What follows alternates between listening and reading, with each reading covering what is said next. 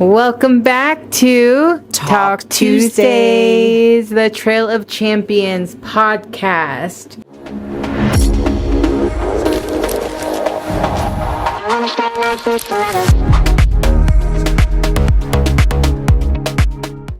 With the muscle mommy, Jenna. and me, that girl squats, or Vanessa.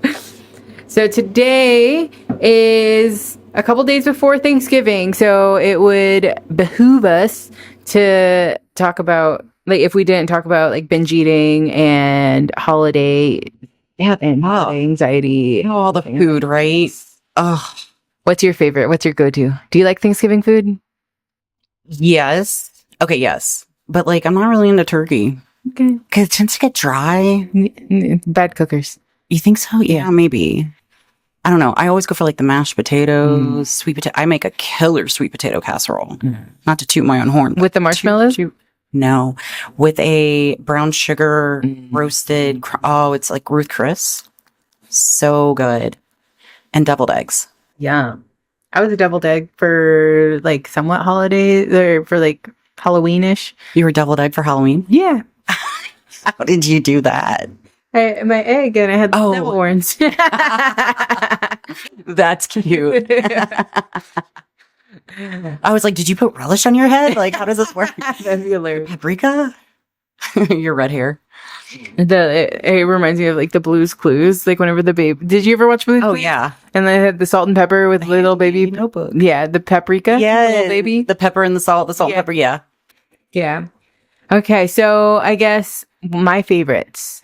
I really like the cranberry, like, but the jelly one. Really? Yeah, I like to cut them in like the wedges. Yeah. And I eat it with like a little bit of the stuffing in the turkey, because I like that like difference in textures and then also like the flavors. I've never had cranberry. I've never. But every year, so we have tradition, Eli and I make mini pot pies. Nice. And so I do those every year. I only do them on Thanksgiving because you could have them whenever, really. Yeah. But the ones that I make are delicious. And then we also watch The Nutty Professor. The Nutty Professor. And Aristocats. Really? That's your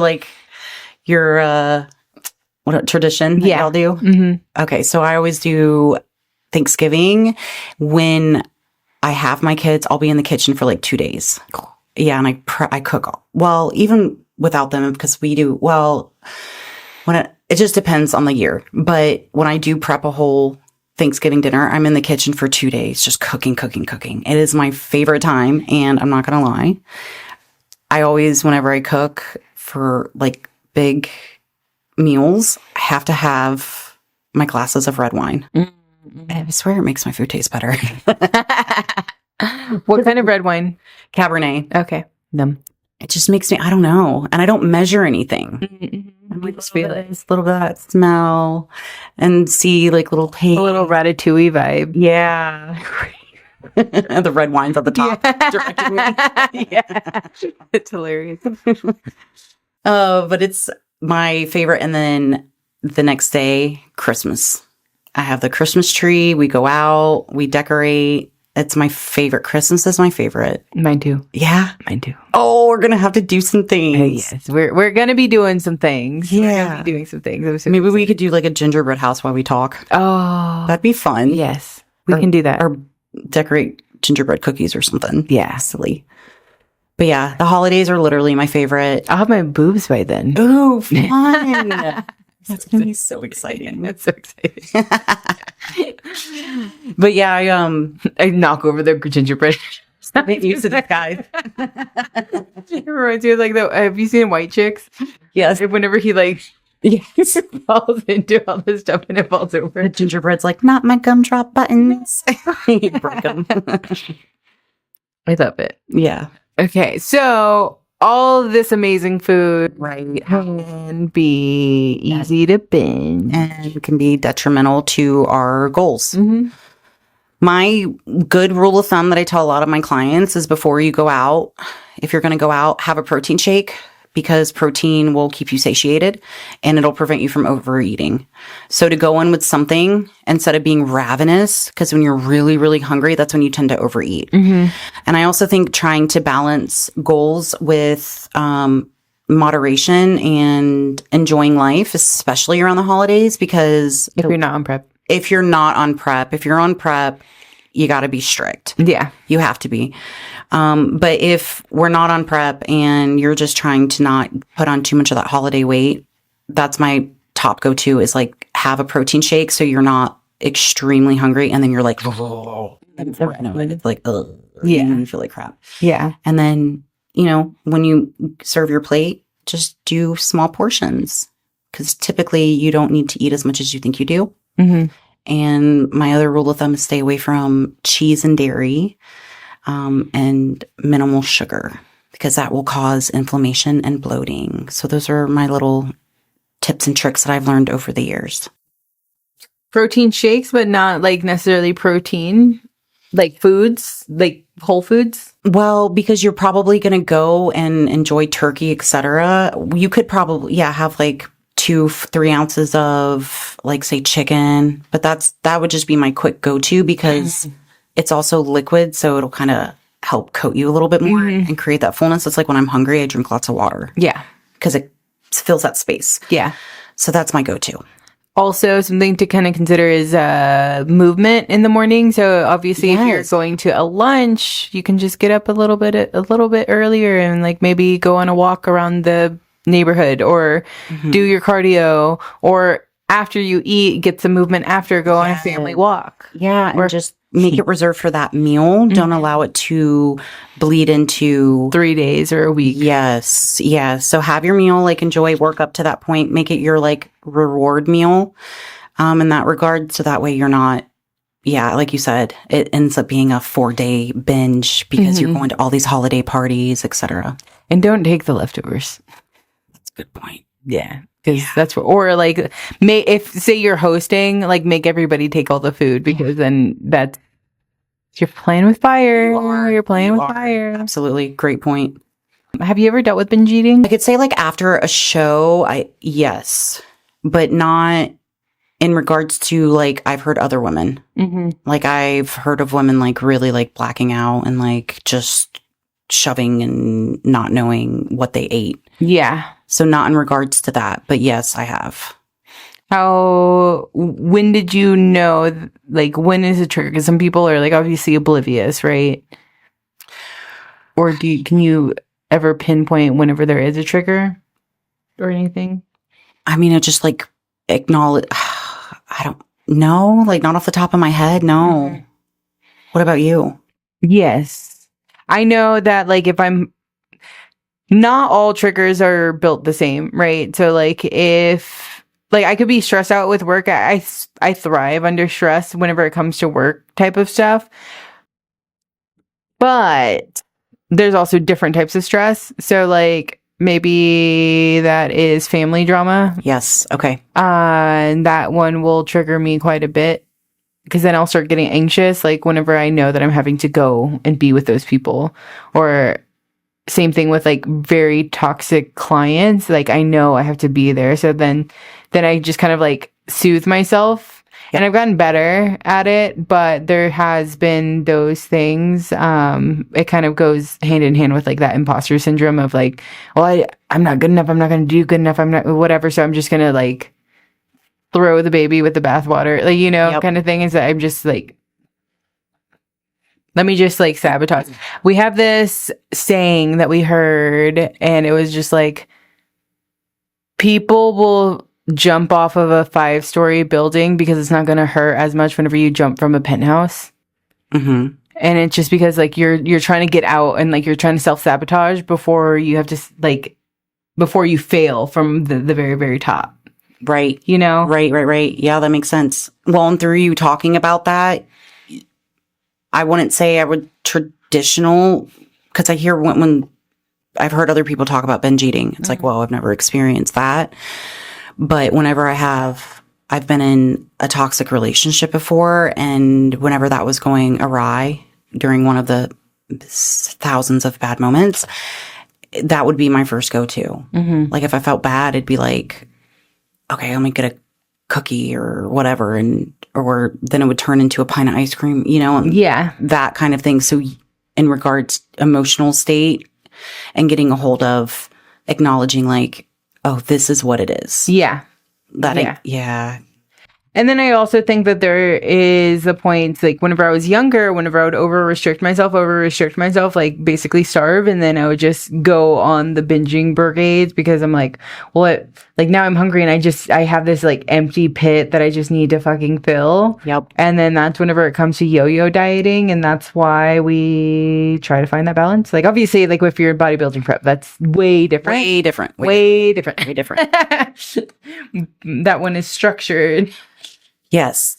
Well, and I see a lot of people like that are, they'll come to me and be like, well, I'm only eating once or twice a day. And I'm like, well, what are you eating? And this isn't regards to necessarily binge eating, but they'll be like, well, I get up and I'm not really hungry. And so maybe by like 11, I'll have like a banana and then I won't eat again because of work. I'm so busy. And then at the end of the night, I'm so hungry. I just stop at Whataburger. Yeah. And I'm like, so you're consuming probably about 1,200 calories.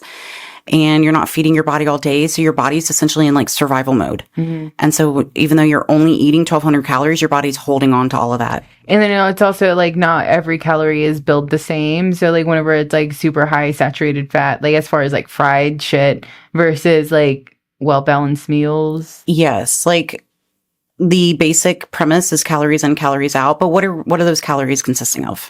Right? Are we getting like, whole chicken breast or, boneless, skinless chicken breasts and white rice and green beans? Or are we eating fried chicken, French fries? Gonna flavor youth. Yeah.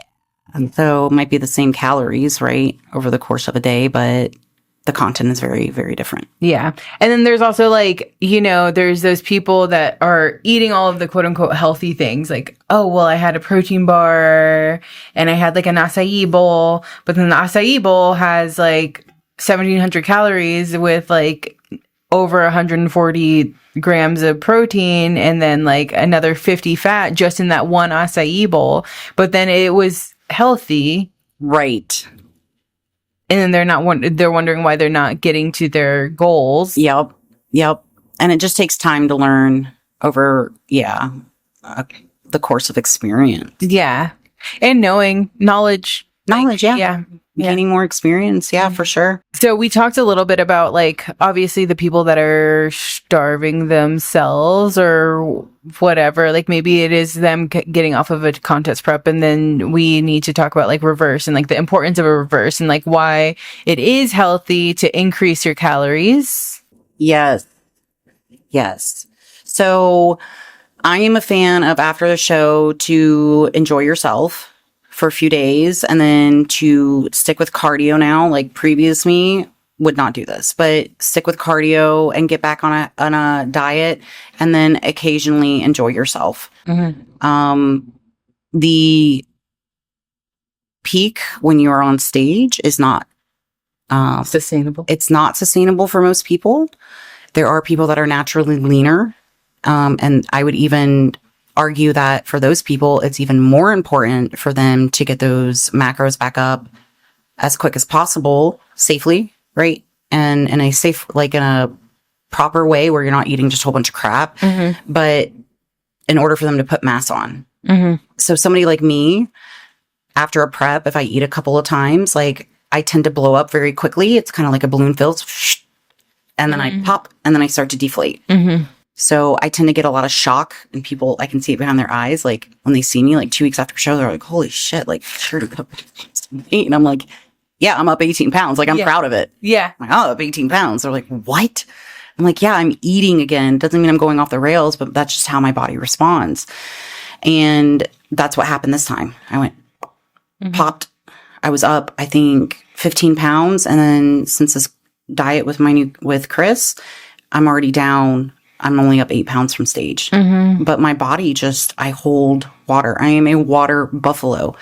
But it just takes time and experience. And the reverse diet is very important because you don't want to go too far off to where you're putting on unnecessary fat, because what that's going to do down the road is just make it a harder prep for you. Yeah. So you want to not necessarily keep those lines. That's not the goal. Like when you bulk, it is arguably very uncomfortable. You know, a lot of people, women especially, don't like it because they're like, oh, I'm getting fat. No, you're not getting fat. You're growing. Yeah. And you have fat, but it doesn't necessarily mean that you are getting fat. Right. And you have to. Fat is healthy. Fat is healthy. It's so healthy for our hormones, our mood, our brain health. In order to push the weights heavier, you need to have that. And your joints, like when you get really lean, you hurt. So you need to be able to reverse. And that's why, you know, getting with a proper coach and also your lifestyle too, you know, to get you properly to where you don't go off the rails. And I think that's also very dependent on the personality. Yeah. Yeah. Dependent on the personality, dependent on their natural state. Because there are people that are genetic freaks that can stay close to stage lean all year round, and then they don't feel like shit. But that is like, they just have a higher metabolism, and that's how they work. For me, I was a little chubby bunny my entire life. Like I'm not born as a lean girly. Never have been, never will be. But you know that I look very different than other people. So is that hard for you? Like whenever you do a diet and you pull down, for you to go back up? Mm-hmm. So it's like, is it like a psychological like struggle, or like when you see yourself gaining size, does it kind of like trigger you somewhat? It doesn't trigger me. I would say like I just genuinely have no idea what I look like. Oh God, do we ever? Like it's like a constant like body dysmorphia, but it's never like, I have my insecurities that I've always had, which are going to be fixed very soon, that I'm working on, but boobs, and then my arms. So like everybody would call me like the Michelin Man since I was a baby. And I still have not anymore soon, but I've just like, it's just always there. So even when I was 118 pounds on stage, like lean, I still had my little like rolls, and it's just there. And then like, even the doctor was like, that's just a genetic thing. There's no way that you can get rid of it without like getting rid of it. And I'm like, okay, well, that makes me feel better. And so that's always been insecurity of mine, because like it was always weird for most people to be surprised whenever they found out that I liked bodybuilding, because I just look full, like plump. And then they would look at Eli and be like, oh, like when are you getting on stage? I'm like, I'm the one getting on stage. He doesn't even like bodybuilding. You're like, what the fuck? Right. You're like, I've been busting my ass. Yeah. You know? Yeah. Yeah. So there's that. And then I remember even like, you know, you get prep goggles.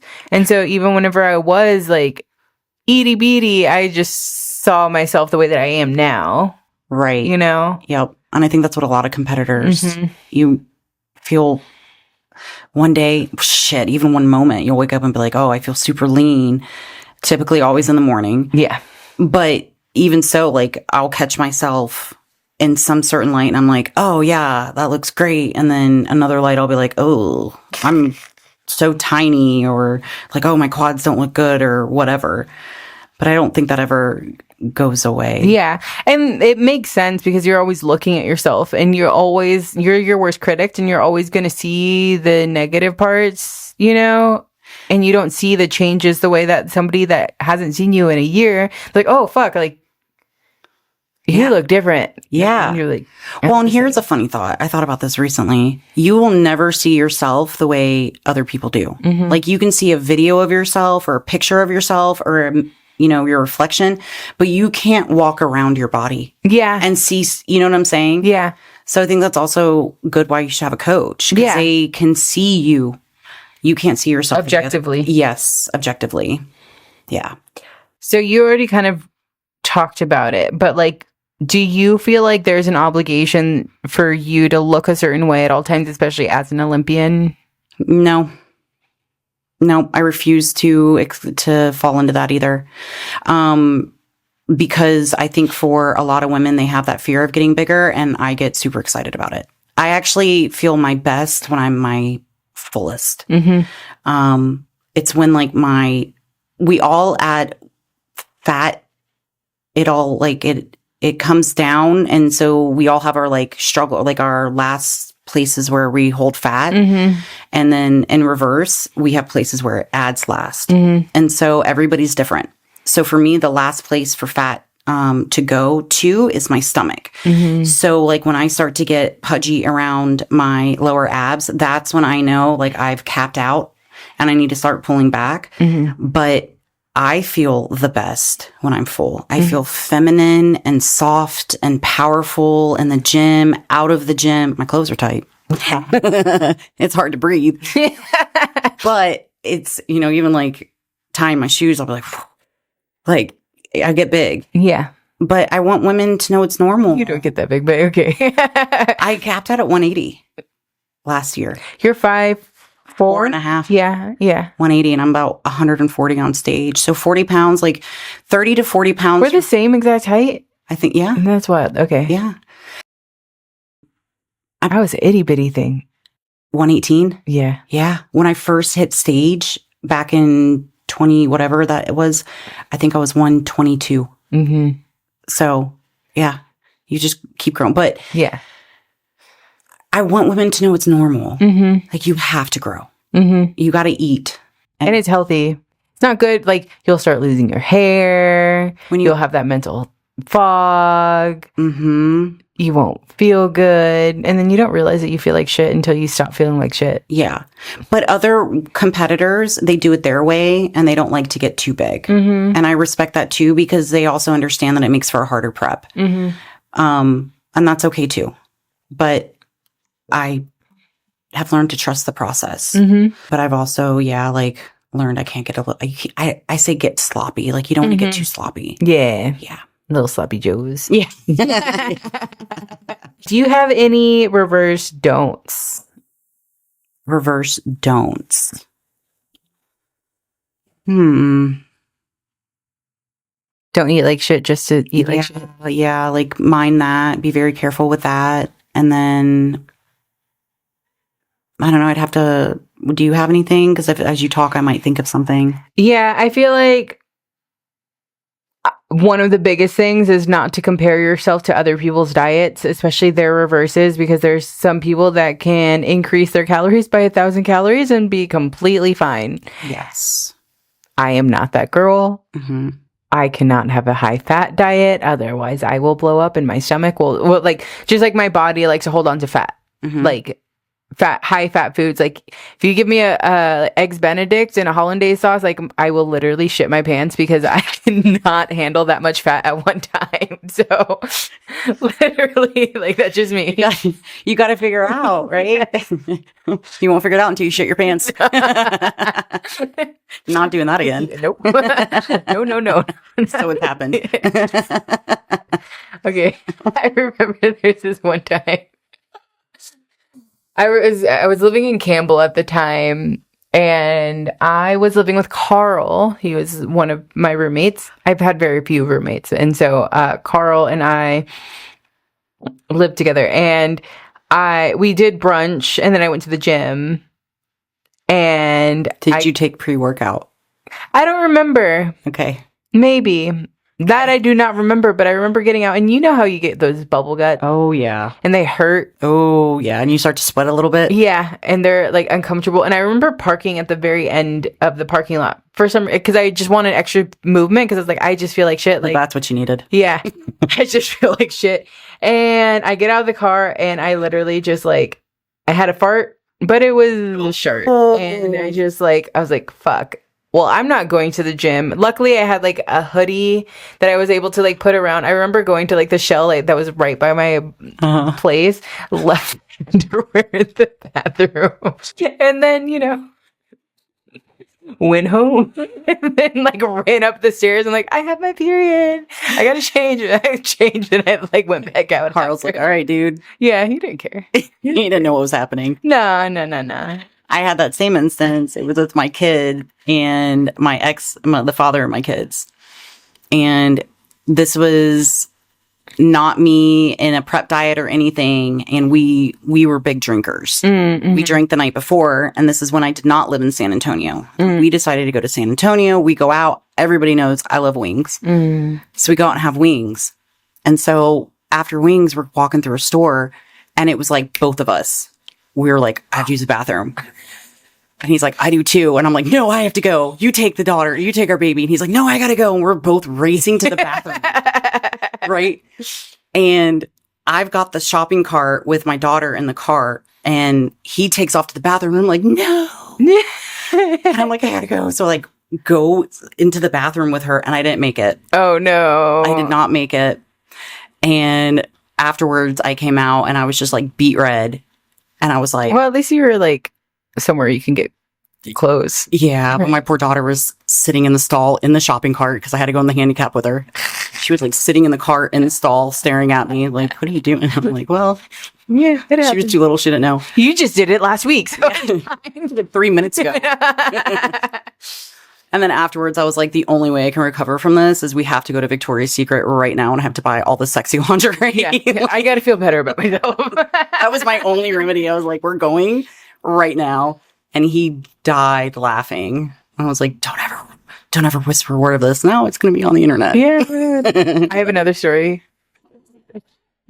I didn't shit my pants. I made it, but it's still a shitty story. So it was whenever we first moved to Texas again, we lived in Austin, right? Cedar Park specifically. And then my dad was in San Antonio, which is the reason why like we're looking for houses here, all that stuff. And you know, from Austin to San Antonio, there's Buc-ee's. Love Buc-ee's. And we like stopped in, I don't know which, I think we're going back home. We're going back to Austin at this point. And we went to Buc-ee's, grabbed some banana pudding. And I got a brownie and we ate it. We're enjoying life. Cause also this was like pandemic, like point, like I wasn't even thinking about getting on a bodybuilding stage at this point. I was, you know, going to the gym, but that was it. It hit. Those nasty gurgle, like bubble guts were coming. And I was like, babe, we gotta stop. And now she was like, okay, I'll get off. I was like, we gotta stop now. Like, I will literally, like, I'll get out. Like, there's a stop sign. I was like, I'll get out right here and I'll, like, I don't care. Open the door. I'm just gonna shit, right? So then we found a Wing Daddy's. The Wing Daddy's was bonkers, by the way. Like, there was like the waitresses, they were like shit, like they were taking shots and they were drinking. Wow. And it was loud. And then they like, I just like run in, go to the restroom. He's like laughing at me. He's like, you've never needed to go to the restroom that bad. I was like, it's because I really need to go. Make it. Great. Cool. Then I hear like all this crashing. It's like the waitresses like dropping all their drinks. Like it literally, it was They're having fun. And then I get a text message like as soon as I'm like, okay, thank God I made it. And then I get a text message from Eli. He's like, oh no, I got to go inside too. And I was like, okay. You guys tag teamed? Yeah. We just made it. And I was like waiting outside and like just like for him to get back out because he locked the truck, you know? And then I remember seeing like there's this car that like just turned on and their like timing belt was like messed up. And so it was going, me. And I was just like, okay. This whole experience has been weird. We haven't had banana pudding since, and that was important. That'll ruin it for you. Yeah. Well, I think I've made it, but we haven't gotten it from Buc-ee's. Yeah. So, yeah. It only takes that one time. Yeah. One time. And you're like, never again. Did you go to another Wing Daddy's, though? I've never actually had Wing Daddy's. Oh, it's pretty good. I've only went to the show there. San Antonio, Wayne's Wings. Wayne's Wings? Wayne's Wings is so good. Never heard of it. Listen, I'm a wing girl. I love wings. We make some wings. We should make some wings. Oh, I love, yeah. I actually made a whole bunch last week. Yeah, really good. But Wayne's Wings, incredible. Have to try. Have to. Where is it? Listen, that's geography. Oh, yeah. We did talk about that. No, I only know the two circles on the map. Yeah. 410, 1604. 37? 35. Yeah. 35. I don't know. 410? Circle. Yeah.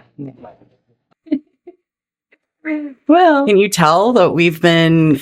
Well, you've probably been more passenger princess than me because you have a husband. No. But me, I just Google Maps everything. I Google Maps everything. I hate whenever people are like, oh, yeah, take the 1604. I'm like, can you just send me the address? Yeah. I'm like, I don't care. I'm just going to drive. Yeah. I just follow where, Google takes me. Yeah. It's not like I am discrediting what you're telling me. It's just more of a, meh. And we grew up without this stuff. Yeah. MapQuest. Yes. Oh, I'm from the era of my dad had the maps, Google Maps. Yeah. Yeah. Like the ones that you would put in your car and you'd like open it up and it was like the entire windshield. Yeah, like covered. The sunscreen, whatever. Yeah. Yes. I remember that. I would not survive an apocalypse. Yes, you would. Not if you're like, hey, take the 410 to exit. And I'd be like, what? Yeah. Right. Google Maps. All this internet is out. But you are the type of person that would persevere no matter what. So like you wouldn't know how to figure it out, but you'd figure it out some way, Yeah. I'd do my damnedest. Yeah. I'd go down swinging. Yeah. On that note, I guess we're done for this episode. Episode took several turns on the 1604. Yeah. We got a little bit lost here, but par for course. Yeah. That was a fun one. Yeah, it was good. So wishing you guys a happy Thanksgiving. Yeah, happy Thanksgiving. Don't shit your pants on the way home. Yeah. Don't forget to get your movement in. Eat your protein before you head out to the holidays. Remember that it is just a day. You don't need to punish yourself the following day. Yeah. You also don't need to make it a whole week, month-long event. Yeah, just keep it to those days and then start fresh again. Yeah. And until next time, don't forget to hit that like and subscribe. Follow us on Instagram. Oh, the Muscle Mommy. Fat Girl Squats and Trail.of.champions. And we'll be posting upcoming events soon. It's getting closer. Thanks for being here. Thank you. Bye. Bye.